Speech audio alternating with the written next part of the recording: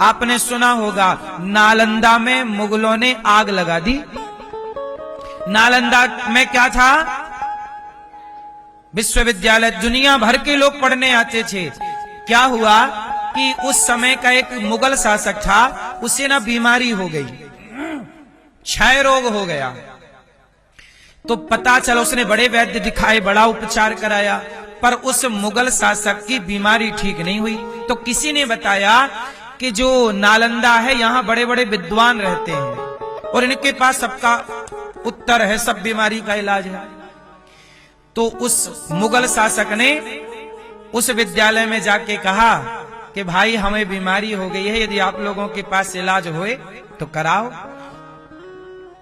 तो जो हमारे विद्वान लोग थे, ऋषि मुनि थे, जो यहां पढ़ाते थे उस यूनिवर्सिटी में, नालंदा में, उन्होंने एक पुस्तक दे दी और पुस्तक के यहां पहने के लेप लगा दिया, लेप लगा दिया। वो कहा कि तुम इसको पढ़ना, तुम्हारा रोग ठीक हो जाएगा। तो वो पुस्तक का जब पेज पलटाए तो थोड़ा चाट ले, ऐसे थूक लगा के, ऐसे नहीं पेज पलटाते थे पहले ऐसे।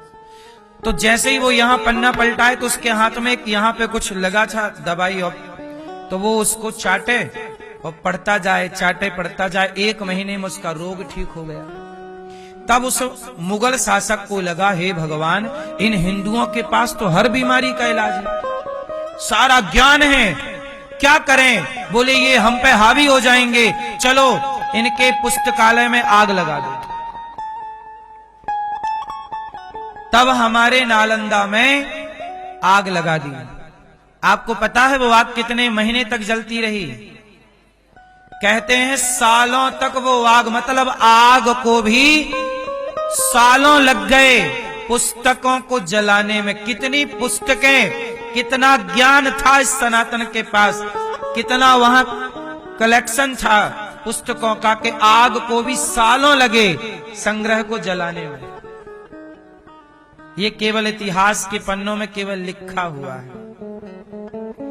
तो मुझे लगता है कि जिन गुरुकुलों को मुगलों ने, अंग्रेजों ने मिटाया और मैं काले की शिक्षा हम पे आप पे थोप कर चले गए, अब मैं काले की शिक्षा समाप्त करके और भारतीय शिक्षा होनी चाहिए। और भारतीय शिक्षा के साथ स्कूल नहीं, गुरुकुल होने चाहिए, जहां हम विज्ञान, आधुनिकता सब पढ़ाएं। आज का साइंस पढ़ाएं, आज का कंप्यूटर पढ़ाएं, पर नाम गुरुकुल हो तो बुराई क्या है भाई? कितने लोग मेरी बात से सहमत हैं कि स्कूलों का नाम बदल के गुरुकुल रख देना चाहिए? स्कूल, स्कूल कोई हमारी परंपरा तो है नहीं। स्कूल का मतलब क्या है? इसका मीनिंग बताओ, जरा अर्थ बताओ। ए मेरी माँ, स्कूल का अर्थ बताओ क्या होता है? आप बताओ।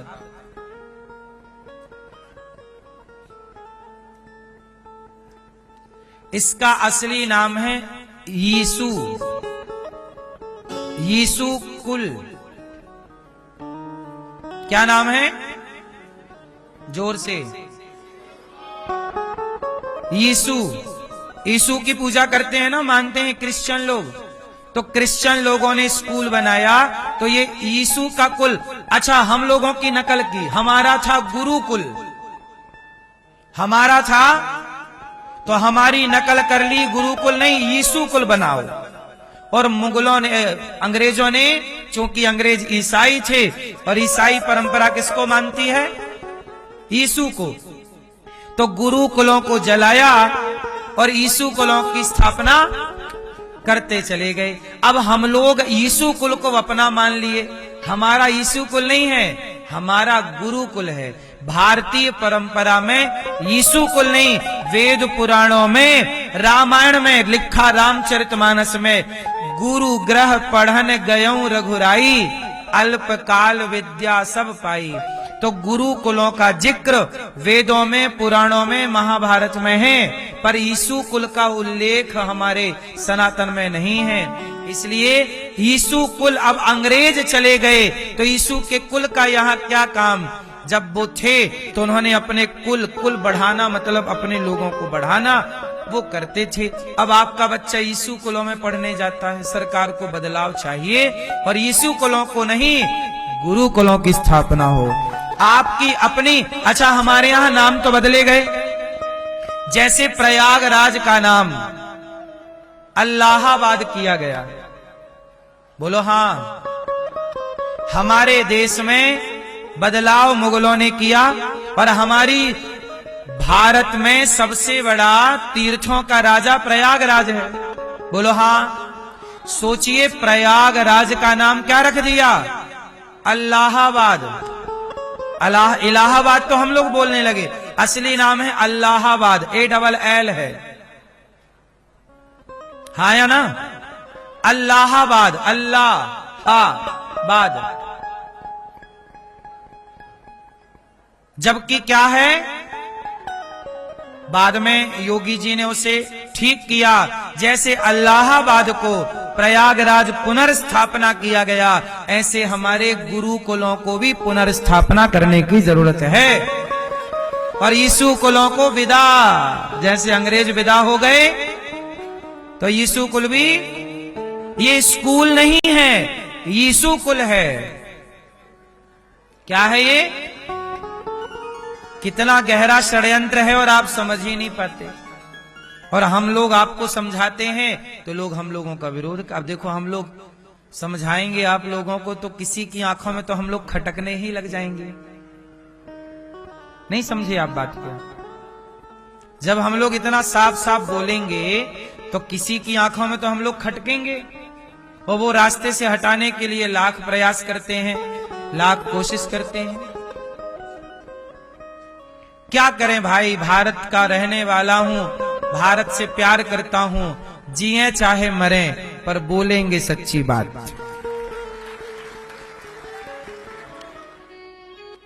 महात्मा गांधी को किसने मारा? जोर से, सबको पता है। अब बताओ कि महात्मा गांधी को किसने मारा? सबको पता है। गुरु गोविंद सिंह जी के 2 बच्चों को दीवार में किसने चुनवाया? बताओ नाम। नहीं पता ना? तुम्हें ठूंसा गया, तुम्हें ठूंस दिया गया कि महात्मा गांधी को फलाने ने मारा, लेकिन गुरु गोविंद सिंह जी के 2 छोटे छोटे बच्चों को जिंदा दीवार में चुनवा दिया मुगलों ने। उनके बारे में आप नहीं जानते? क्यों? क्योंकि आपको पढ़ाया ही नहीं गया। जो पढ़ाने वाला सिस्टम था, जब देश आजाद हुआ तो पहले शिक्षा मंत्री मुसलमान बन गए, मदरसों को मान्यता दे दी और गुरुकुलों की मान्यताएं छीन ली। आजाद भारत में हमें लगा आजाद हो गए, आजाद होने के बाद ज्यादा नुकसान हो गया, शिक्षा प्रणाली समाप्त हो गई।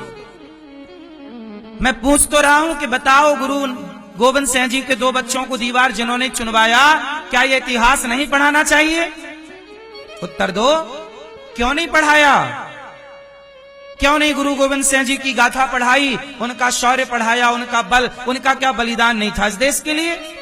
क्यों नहीं पढ़ाए? सिकंदर को पढ़ा दिया जैसे इनके जीजा लगता हो।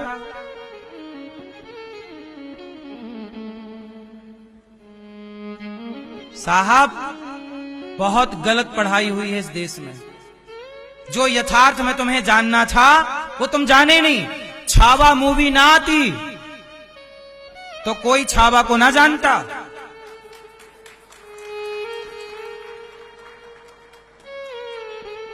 छत्रपति शिवाजी के बेटे का नाम क्या है? संभाजी महाराज।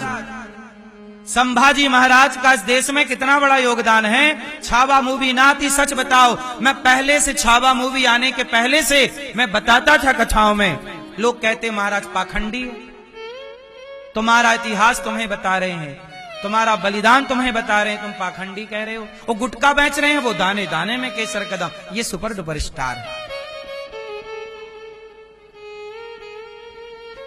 ये शराब बेच रहा है, ये सुपर डुपर स्टार है। ये मोबाइल पे जुआ डाउनलोड करवाया जाता है तुम्हारे बच्चों से। आजकल टीवियों पे ऐड चलते हैं, जुए का ऐड चल रहा है, हाँ या ना? जो ऐड डाउनलोड करा रहे हैं जुए का, वो सुपर डुपर स्टार है, और हम तुम्हारी सच्ची बात तुम्हें बता रहे हैं अपने राष्ट्र की, तो हम पाखंडी हो गए।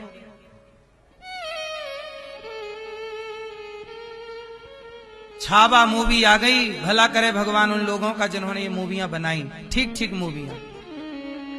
कम से कम दुनिया जानी तो कि कितना सहा इस देश ने। ये क्यों नहीं पढ़ाया? सवाल पूछता हूं, छावा के बारे में, शिवाजी के बेटे छत्रपति संभाजी के बारे में क्यों नहीं पढ़ाया? सवाल है सिस्टम से। कोई देगा उत्तर? दिल्ली में रोडें बना दी मुगलों के नाम की, छावा के नाम की रोड काहे नहीं बनाई? उत्तर दो। हमारे अपने तुम्हारे बाप दादों ने बलिदान दिया, उन बाप दादों का बलिदान नहीं पढ़ाया।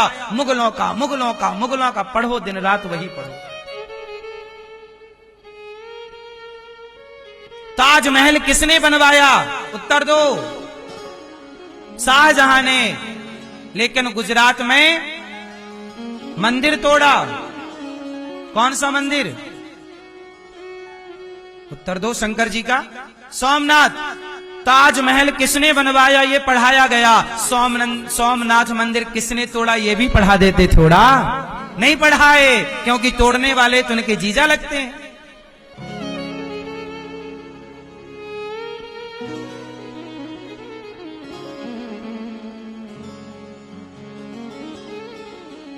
हाँ या ना? सबको पता है किसने बनवा दिया ताजमहल। ताजमहल बनवाया किसने? राम मंदिर तोड़ा किसने था? वो भी पढ़ा देते। काशी विश्वनाथ तोड़ा किसने था? ये भी पढ़ा देते। हमारे मथुरा में जन्मभूमि का मंदिर तोड़ा किसने था? ये भी पढ़ा देते। नहीं पढ़ाया। तोड़ा किसने? ये नहीं पढ़ाया। ताजमहल बनवाने वाले को पढ़ाया। पढ़ो पढ़ो पढ़ो पढ़ो। हद होती है तुम्हारी चाटुकारिता की, मूर्खता की। तुम क्या समझते हो कि सच सामने आता है साहब? God mills grind slow but sure. ईश्वर के घर देर है, अंधेर नहीं। ये राष्ट्र फिर से जागेगा, फिर समझेगा अपने त्याग, अपने बलिदान, अपने गौरव को। कितना भी षड्यंत्र खेल लें लोग, लेकिन जब तक प्राण है, तुम जागो ना जागो, पर हम तुम्हें जगाते रहेंगे।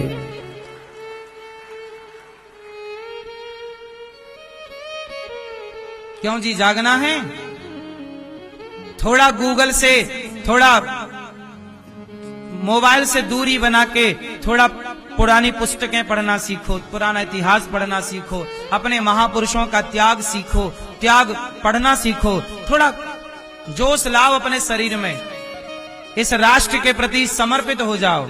ये भारत माता है, इस माता का उपकार है हम सबके ऊपर, चुकाना पड़ेगा। हाँ या ना? जो नहीं पढ़ाया, सरकारों से मेरी प्रार्थना है, अभी भी शिक्षा में उतना बदलाव नहीं है जितना चाहिए। गीता क्यों नहीं पढ़ा रहे हैं? अब इसलिए सरकारों से मेरी कोई उम्मीदें नहीं है। इसलिए दास अनिरुद्ध मैं स्वयं एक विद्यालय बनाना चाहता हूं। कक्षा 1 से 12वीं तक मैं जितना पढ़ा सकता हूं पढ़ाऊंगा। मैं अपने भारत के गौरव को पढ़ाऊंगा। सरकारी जो व्यवस्था है, सीबीएसई बोर्ड, वो तो पढ़ाऊंगा। साथ में शिक्षा के संग संस्कार, और भारत का नागरिक है तो शुद्ध सच्चा भारतीय बनाऊंगा। मेरा इस संकल्प है। बताओ मैं सही सोच रहा हूं कि गलत? एक विद्यालय बनाने का सोच रहा हूं, सही कि गलत? इसलिए आपसे भिक्षा मांगता हूं, थोड़ा थोड़ा सहयोग किया करो। लोग कहते हैं मांगते रहते हैं, क्या करें साहब? चोरी करने लग जाएं, डाका डाक, तो हम भी गुटखा बेचने लग जाएं? गुटखा वाली कंपनियां हमको भी बोलती है ले लो 10 करोड़, कर दो प्रचार। नहीं लेते। क्या चाहते हो? हम भी उनकी तरह गुटखा बेचें? पैसा कमाना होता तो गलत तरीके से कैसे भी पैसा कमा लिया जाए, पर ईमानदारी से तो कमा रहे हैं, भिक्षा ही तो मांग रहे हैं। और मांग किसके लिए रहे हैं? याद रखना, काशी का नाम सुना है? काशी में एक यूनिवर्सिटी है, बीएचयू कहते हैं, विश्व हिंदू यूनिवर्सिटी। किसने बनवाया था? नाम बताओ। बोलो। पंडित श्री मदन मोहन पंडित श्री इतिहास पढ़ना। पंडित श्री मदन मोहन मालवीय जी ने जब हमारे देश में गांधी जी पढ़ने कहां गए थे? उत्तर दो। इंग्लैंड गए थे? विदेश गए थे? गांधी जी पढ़ने विदेश गए, नेहरू जी पढ़ने विदेश गए। जब सारे भारत के बड़े बड़े लोग पढ़ने विदेश जा रहे थे, तब पंडित श्री मदन मोहन मालवीय जी बोले, ना, मुझे अपने भारत के सारे भाई 2-4 लोग पढ़ने चले गए, इससे भारत थोड़ी शिक्षित हो जाएगा। तब पंडित श्री मदन मोहन मालवीय जी ने सोचा कि भारत के बच्चों को विदेश ना जाना पड़े, हम क्यों ना यहाँ स्कूल यूनिवर्सिटी बनाए, क्यों ना हम यहाँ से। जब गांधी जी वहां पढ़ रहे थे, तब पंडित मदन मोहन मालवीय जी यहाँ यूनिवर्सिटी बनाने का सोच रहे थे। पंडित श्री मदन मोहन मालवीय जी ने यूनिवर्सिटी बनाई कैसे? भीख मांग मांग के, भैया हम यूनिवर्सिटी बना रहे, थोड़ा सहयोग करो। राजाओं का टाइम था, भीख मांगी। एक राजा ने तो जूता उतार के पंडित श्री मदन मोहन मालवीय जी की ओर फेंका। आ गए भिखमंगे भीख मांगने के लिए। इतिहास की सच घटना है, पढ़ लेना। पंडित श्री मदन मोहन मालवीय जी जब मांगने गए भीख कि भैया राजा साहब विद्यालय बना रहे हैं, यूनिवर्सिटी बना रहे हैं, बच्चे पढ़ेंगे, आप थोड़ा सहयोग करो। राजा बड़ा दुष्ट था, उसने निकाला जूता और जूता मार दिया। ले, आ गया भिखमंगा भीख मांगने सवेरे सवेरे। भीख मांगने वालों को इस देश में भिखमंगा ही तो बोला जाएगा, और क्या बोला जाता है। अब मदन मोहन मालवीय जी ने उस जूता को लिया और जूता को लेकर के बाजार में चले गए। बोले, भाई ये राजा का जूता है, किसको चाहिए? बोली लगा दी। वो जूता हजारों में बेच दिया। वो जब हजारों में, भैया रख दो, बैठ जाओ चुपचाप वहां मेरी मां, तो जूता रख दे, जूता बाजार में बेच दिया।